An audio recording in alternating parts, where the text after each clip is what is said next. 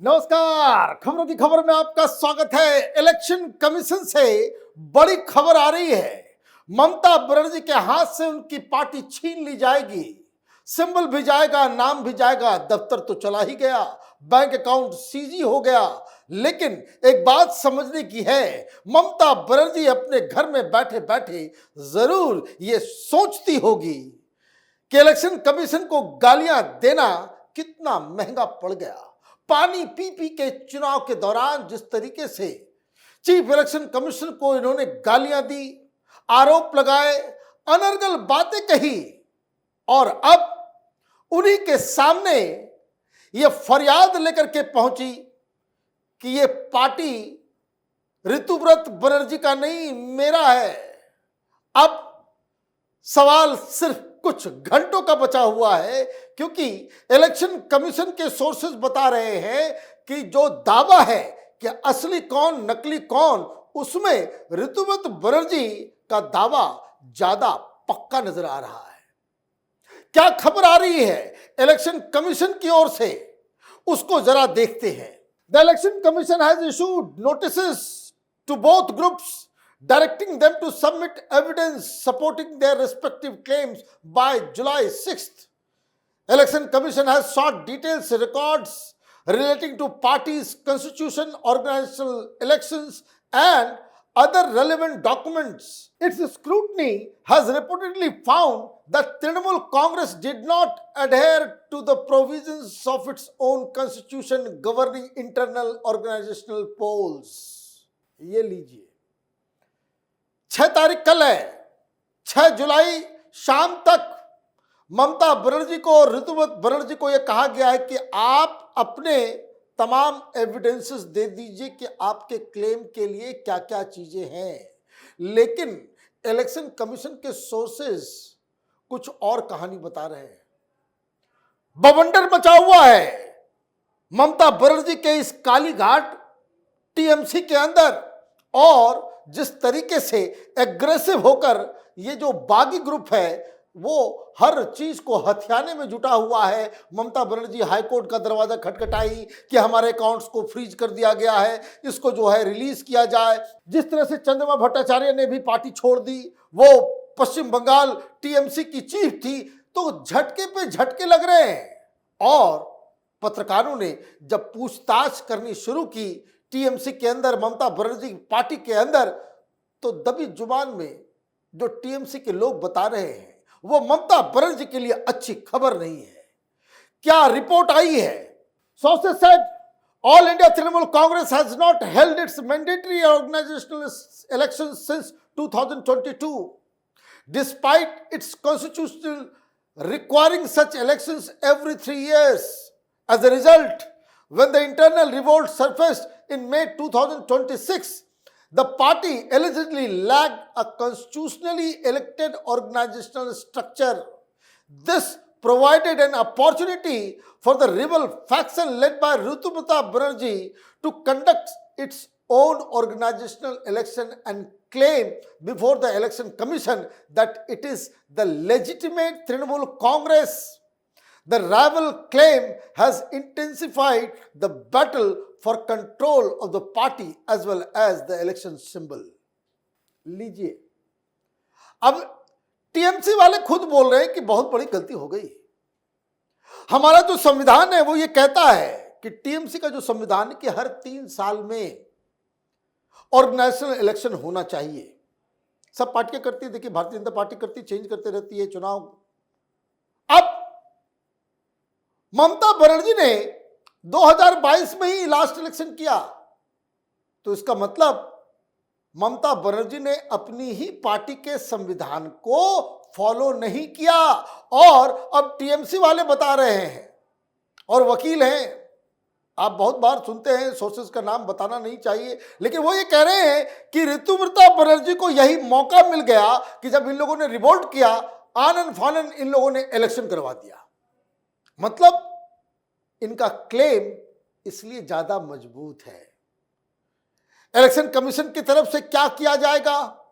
Election commission इस तरह के जब क्लेम्स, काउंटर क्लेम्स होते हैं, तो क्या इलेक्शन कमीशन की तरफ से किया जाता है उसको भी समझना थोड़ा जरूरी है, ताकि आप ये क्रिस्टल क्लियर हो सके कि 6 जुलाई के बाद जब ममता बनर्जी और ऋतुव्रत बनर्जी दोनों ही अपने तरफ से एविडेंसेस देंगे तो वहां इलेक्शन कमीशन में कैसे इसका आकलन किया जाएगा, उसके बारे में क्या कानून है। Election commission typically decides disputes over political parties on the basis of 3 key criteria: whether the party has complied with its constitution, the level of organizational support measured through elected party delegates, and the numerical strength of each faction in the legislative assembly and Lok Sabha. Under section 29A of the Representation of People Act, political parties are required to comply with the commitment made at the time of registration. 3 criteria है कि अगर 2 लोग या 3 faction वो claim करता है कि हम ओरिजिनल हैं, तो ये देखा जाएगा कि क्या पार्टी के द्वारा जो रजिस्ट्रेशन के दौरान जब किसी पार्टी को रजिस्टर कराया जाता है तो पार्टी अपना एक संविधान भी देती है कि हम इस तरीके से हम अपने ऑर्गेनाइजेशन को चलाएंगे। तो सबसे पहला क्राइटेरिया वही होता है कि क्या पार्टी संविधान के मुताबिक चल रही थी।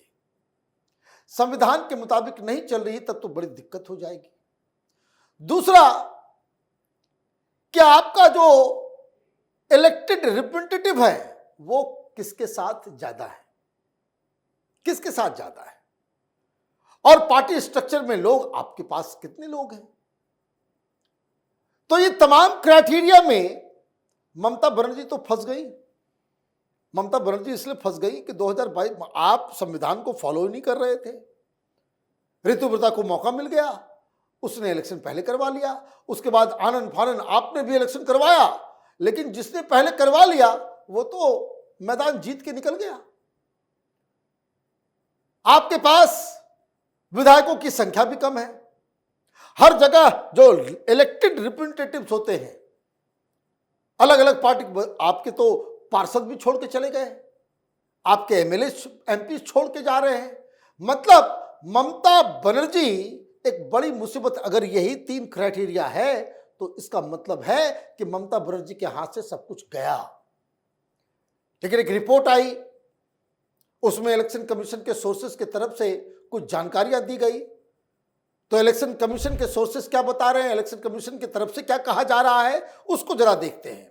With the party's constitutional compliance now under election commission's scrutiny, both factions seeking claim to the Trinamool Congress, the commission's decision is expected to determine which group will ultimately retain control of the party and its election symbol. According to sources within election commission, Mamata Banerjee's camp appears to be at a disadvantage on the constitutional issue because the party allegedly failed to conduct organizational elections within the prescribed time frame, rendering the previous executive committee without a valid mandate. The rebel faction has cited this as evidence to challenge the legitimacy of the existing leadership.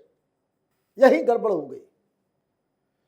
3 साल तक आपने 2022 के बाद 2025 में आपने election नहीं करवाया, तो ये जो ममता बनर्जी कह रही कि हम चेयरमैन, तो हम जनरल सेक्रेटरी अभिषेक बनर्जी कह रहे हैं, ये सब इनवैलिड हो गया। ये सब इनवैलिड हो गया।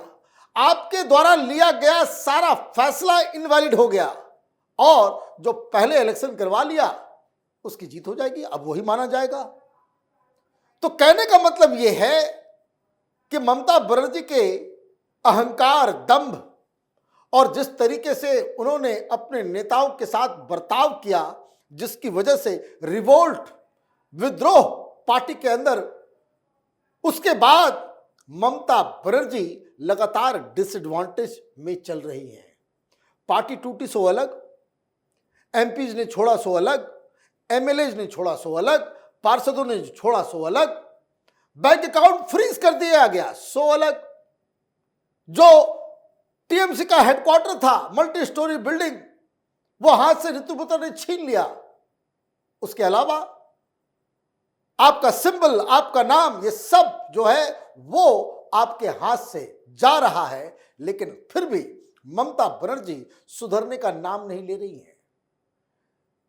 जब चंद्रिमा भट्टाचार्य वो निकलती है, वो छोड़ के जाती है पार्टी, तो आज उनका बयान वायरल हो रहा है कि जिसको जाना है जाओ, आई डोंट केयर, ये कह रही है ममता बनर्जी।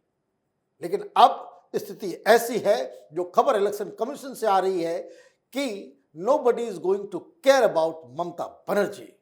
ममता बनर्जी के हाथ से सब कुछ छिन गया है। ये राजनीति में दम और अहंकार किसी का नहीं चलता है, खास करके डेमोक्रेसी में। आप देखते रहिए कैपिटल टीवी। हमारे वीडियोस को लाइक कीजिए, शेयर कीजिए और हमारे चैनल को सब्सक्राइब कीजिए। धन्यवाद।